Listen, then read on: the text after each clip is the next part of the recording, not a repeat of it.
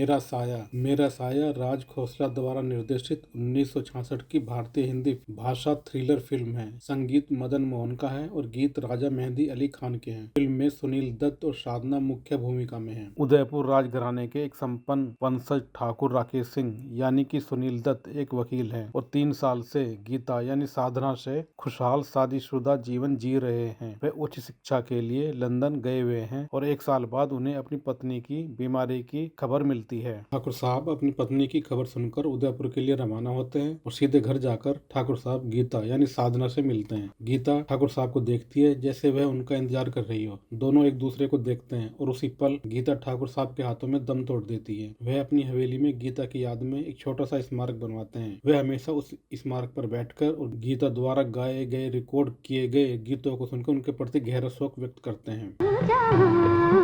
जहाँ चलेगा मेरा साथ। पुलिस इंस्पेक्टर ठाकुर से मिलने आते हैं और मुंशी के साथ ठाकुर साहब के कमरे में जाते हैं जहाँ ठाकुर साहब गीता की याद में टेप रिकॉर्डर पर गाना सुन रहे होते हैं। कभी मुझको याद करके अभी मुझको याद करके जो उसी समय गीता की मां ठाकुर साहब से कहती है आपसे पुलिस इंस्पेक्टर मिलने आए हैं। पुलिस इंस्पेक्टर ठाकुर को एक केस के बारे में बताते हुए एक लड़की रैना की तस्वीर दिखाते हैं। ठाकुर साहब तस्वीर को देखकर कहते हैं यह तो गीता की तस्वीर है। पुलिस इंस्पेक्टर कहते हैं नहीं यह रैना है। हमारे पुलिस स्टेशन में एक अजीब सा केस आया है। वे आगे बताते हैं हमारा डाकुओं के गिरोह से सामना हुआ था। इस मुठभेड़ में उनके 2 आदमी मारे गए और भागते हुए हमने एक लड़की को गिरफ्तार किया। पुलिस इंस्पेक्टर गांव वालों से पूछते हैं कि क्या कोई इस लड़की को पहचानता है, लेकिन सभी मना कर देते हैं। फिर एक बुजुर्ग आदमी आगे बढ़कर कहता है मैं इसे अच्छी तरह से पहचानता हूँ। कुछ समय पहले देवी के मेले में मंदिर के सामने ये लड़की नाच रही थी।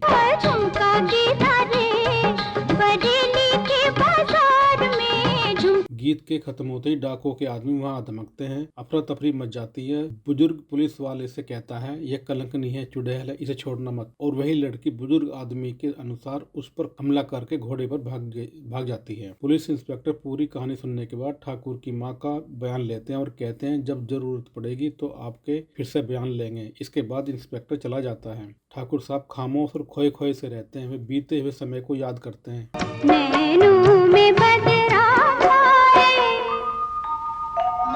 कोर्ट में पुलिस ने बयान दिया कि उनके गिरोह ने लूटपाट की नियत से गिरोह बनाया और नौटंकी के बहाने लोगों के घर में डकैती डालने का काम किया। साथ ही इस महिला ने एक बुजुर्ग पर खंजर से हमला किया और फिर भाग गई। कोर्ट में रहना हमशक्ल गीता खुद को राकेश की पत्नी बताती है। राकेश उससे मिलता है और चौंक जाता है क्योंकि वह बिल्कुल गीता जैसी दिखती है, लेकिन वह इस बात से इनकार करता है कि वह उसकी पत्नी है क्योंकि उसने अपनी पत्नी को मरते हुए देखा था और अपने हाथों से उसका अंतिम संस्कार किया था। लेकिन उस महिला का दावा है कि वह वास्तव में गीता है। कोर्ट में ठाकुर साहब का बयान लिया जाता है। ठाकुर साहब इनकार कर देते हैं और कहते हैं ये मेरी पत्नी नहीं है, मेरी पत्नी तो मर चुकी है। रैना कोर्ट में कहती है कि 7 मार्च को 3 साल पहले हमारी शादी हुई थी। ठाकुर साहब कहते हैं इसकी शक्ल मेरी पत्नी से मिलती है, लेकिन यह मेरी पत्नी नहीं है। ठाकुर साहब घर आकर फिर से गीता की याद में खो जाते हैं।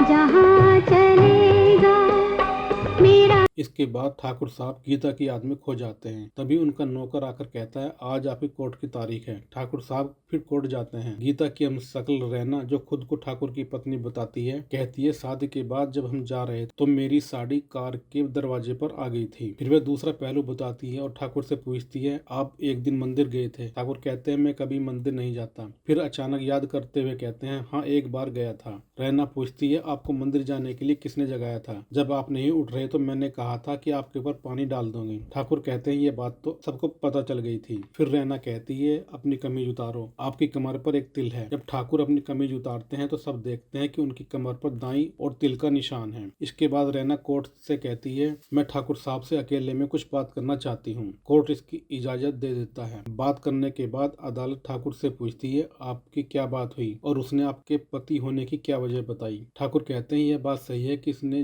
वो बातें बताई जो सिर्फ उसकी पत्नी को ही पता हो सकती है, लेकिन यह मेरी पत्नी नहीं है। मैंने खुद गीता को अपने हाथों में मरते देखा है और मैंने ही उसे अग्नि दी थी। कोर्ट अपना फैसला अगले दिन के लिए टाल देता है। घर आकर ठाकुर गीता की तस्वीर के सामने खड़े होकर उसे याद करते हैं। वह कहते हैं यह कैमरा मानता ही नहीं, और फिर कहते हैं इस खूबसूरत लड़की की तस्वीरें उतारते जाओ उतारते जाओ। तभी उन्हें आवाज सुनाई देती है, क्या करोगे इतनी तस्वीरों का। इसके बाद ठाकुर यादों में डूबकर शेर व शायरी करने लगते हैं। अंत में ठाकुर कहते हैं, अगर मैं यह ना कहता तो क्या कहता। फिर गीता राकेश को बतलाती है कि ये कहते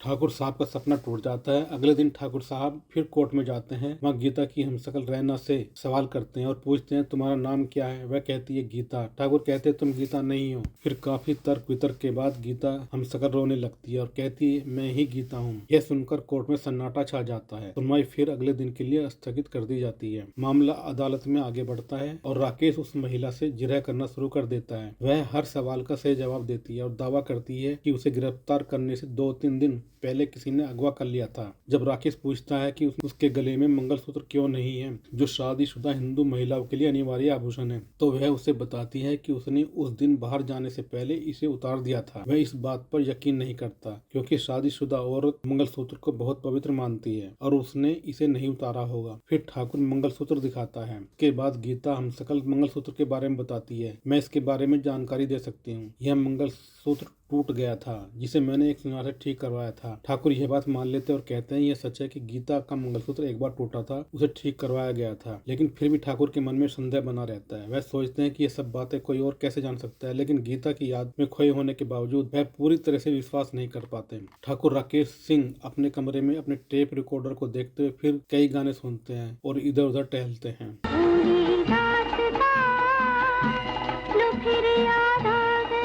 फिर वो दूसरा गाना सुनते हैं, तू जहाँ जहाँ चलेगा मेरा। ठाकुर राकेश सिंह को याद आता है गीता रोज अपनी डायरी में कुछ लिखती थी। ठाकुर पूरे घर में डायरी को ढूंढता है लेकिन डायरी कहीं नहीं मिलती। ठाकुर अपने नौकरों से पूछता है वह डायरी नहीं मिल रही है, क्या तुम लोगों को कुछ पता है। तब ठाकुर का एक नौकर बताता है जब आप विलायत में थे तब इस घर में चोरी हो गई थी, शायद वह डायरी भी चोरी में चली गई हो। अब ठाकुर को विश्वास हो जाता है कि वह डायरी चोरों के हाथ लग गई थी, इसी कारण वह सारी बातें जानती है। फिर वह अदालत जाकर डाकू रैना से सवाल करता है, अगर तुम गीता हो तो तुम्हारी डायरी तुम्हारे पास होनी चाहिए। रैना बताती है वह मेरी अलमारी में है। ठाकुर कहता है मैंने सारी जगह खोजा लेकिन कहीं भी डायरी नहीं मिली। इसका मतलब है कि तुम अपनी जान बचाने के लिए खुद को मेरी पत्नी होने का ढोंग कर रही हो। इसके बाद ठाकुर उसे अपराधी साबित कर देता है। तभी रैना का मानसिक संतुलन बिगड़ जाता है और पुलिस उसे पकड़कर ले जाती है। रैना को मानसिक अस्पताल में भर्ती करा दिया जाता है। डॉक्टर रैना का इलाज करते हैं और ठीक होने के बाद उसे अस्पताल से छुट्टी दे देते हैं।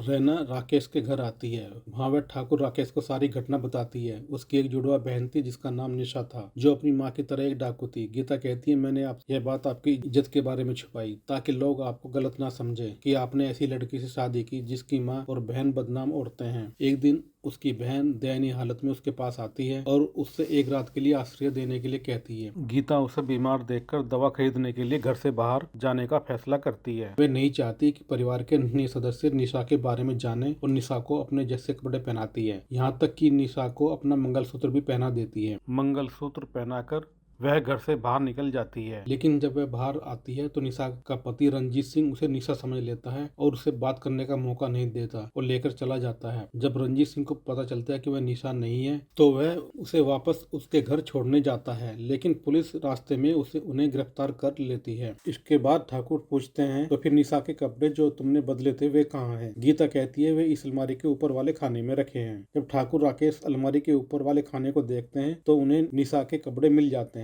जो वह पहनकर आई थी और साथ ही वह डायरी भी उन कपड़ों के साथ मिल जाती है। जब गीता यह सब राकेश को समझा रही होती है, पुलिस को सूचना मिलती है कि रंजीत डाकू और उसके आदमी शहर में फैल चुके हैं। पुलिस ठाकुर राकेश के महल पर पहरा देती है ताकि डाकू ठाकुर को मार न सके और अपने मकसद में कामयाब न हो सके। राकेश के महल पर पुलिस और डाकू के बीच मुठभेड़ होती है। इस दौरान रंजीत की गोली लग जाती है। मरते समय रंजीत कहता है यह निशा नहीं है, यह तो गीता है और यह जो स्मृति तुमने बनाई है यह मेरी निशा की है। अब ठाकुर साहब को पूरी तरह विश्वास हो जाता है कि यही उनकी गीता है। गीता और राकेश फिर से एक हो जाते हैं।